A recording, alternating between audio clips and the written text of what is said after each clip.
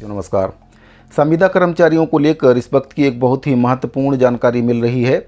बरसों से जो मांग संविदा कर्मचारी कर रहे हैं, अब उनकी मांग को लेकर सकारात्मक परिणाम आना शुरू हो गया है और इसको लेकर एनएचएम की ओर से एक बहुत ही महत्वपूर्ण आदेश जारी किया गया है। तो आदेश में क्या कुछ कहा गया है, इसके बारे में आपको पूरी जानकारी इस वीडियो के माध्यम से दूंगा। जानकारी में आगे बढ़ने से पहले आपसे निवेदन है कि अगर पहली बार चैनल पर आए हैं तो चैनल को सब्सक्राइब जरूर करें, बेल आइकन को प्रेस करना ना भूलें, उसको ऑल पर सेट करके रखें, जिससे आपको हमारे द्वारा बनाए जा रहे सभी नए वीडियो के नोटिफिकेशन लगातार इस चैनल के माध्यम से मिलते रहें।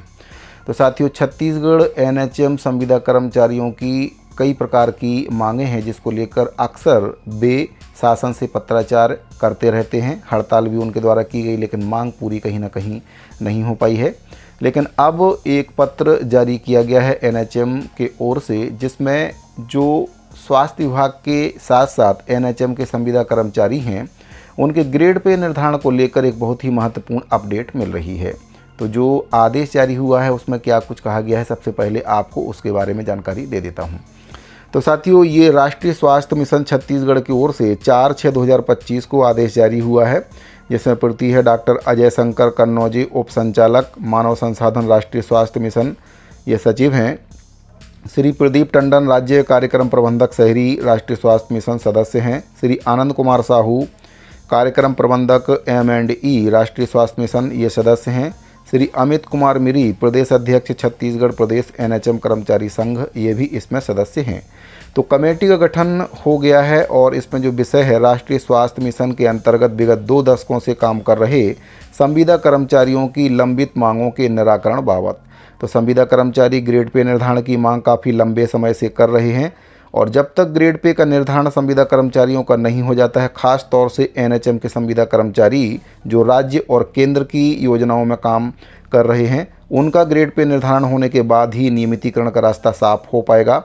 तो सबसे पहले ग्रेड पे निर्धारण को लेकर जो मांग है वह संविदा कर्मचारियों के द्वारा की गई थी, और इसको लेकर अब कमेटी गठित कर दी गई है।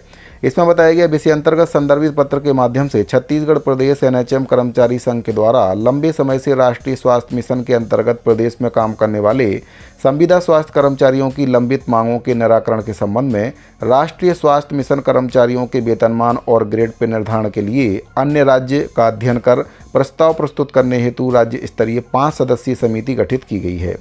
उक्त समिति की बैठक दिनांक 5/6/2025 को सायं 12 बजे से राज्य कार्यालय राष्ट्रीय स्वास्थ्य मिशन में बैठक आयोजित की गई, जिसमें आप सभी उपस्थित होना सुनिश्चित करें। संयुक्त संचालक वित्त राष्ट्रीय स्वास्थ्य मिशन की ओर से ये आदेश जारी किया गया है। और जैसा कि मैंने आपको बताया कि जो ग्रेड पे निर्धारण है काफ़ी महत्वपूर्ण है।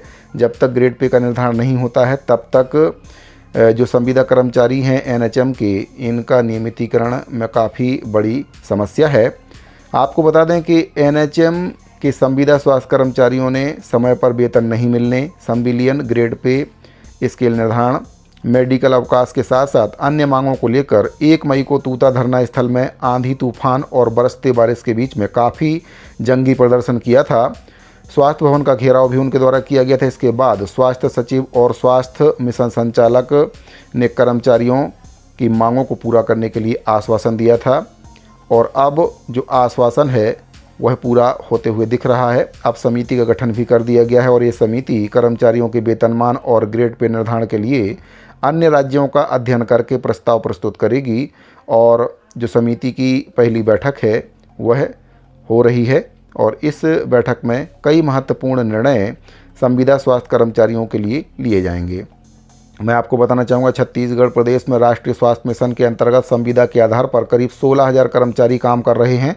इन कर्मचारियों के माध्यम से प्रदेश के शहरी क्षेत्रों के स्वास्थ्य केंद्रों में, और इसके साथ ही जो ग्रामीण क्षेत्र के साथ साथ वनांचल क्षेत्र हैं, वहाँ पर भी इनके द्वारा स्वास्थ्य सुविधाएँ दी जाती हैं, और आम जनता को काफ़ी राहत इनके द्वारा दी जाती है।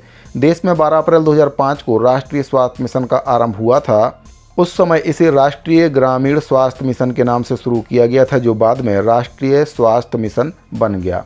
तो साथियों, कई प्रकार की मांगों को लेकर जंगी प्रदर्शन एनएचएम संविदा स्वास्थ्य कर्मचारियों के द्वारा किया गया था। कई राज्यों में एनएचएम के संविदा स्वास्थ्य कर्मचारियों को लेकर नीति नियम बनाए गए हैं और आज वहां पर उनका समायोजन कर दिया गया है और काफ़ी अच्छा वेतन उनको वहां पर मिल रहा है। ग्रेड पे का निर्धारण भी हो चुका है।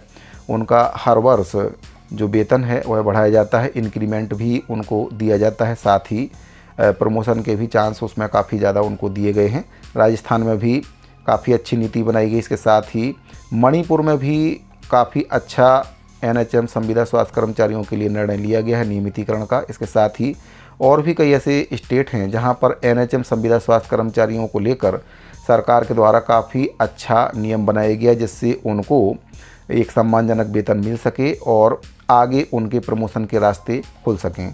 अब छत्तीसगढ़ सरकार के द्वारा भी इसको लेकर पहल शुरू कर दी है। जैसा कि भाजपा के द्वारा अपने जनघोषणा पत्र में वादा किया गया था कि जो भाजपा शासित राज्य हैं जहां पर संविदा कर्मचारियों को लेकर दिशा निर्देश जारी किए गए, नियम और सेवा शर्तें बनाई गई, उसी तर्ज पर छत्तीसगढ़ में भी सेवा शर्तें बनाई जाएंगी। तो इसको लेकर अब काम प्रारंभ हो चुका है। देखने वाली बात यह है कि कब तक संविदा कर्मचारियों के नियमितीकरण पर सरकार मुहर लगाती है। तो साथियों, उम्मीद करता हूं कि दी गई जानकारी आपको पसंद आई होगी। अगर आपको जानकारी अच्छी लगी हो तो वीडियो को लाइक करके अपने दूसरे साथियों को इसको शेयर जरूर करें। चैनल को अगर आपने अभी तक सब्सक्राइब नहीं किया है तो चैनल को सब्सक्राइब जरूर कर लें। मिलते हैं अगले वीडियो में। अभी के लिए दीजिए इजाज़त। धन्यवाद।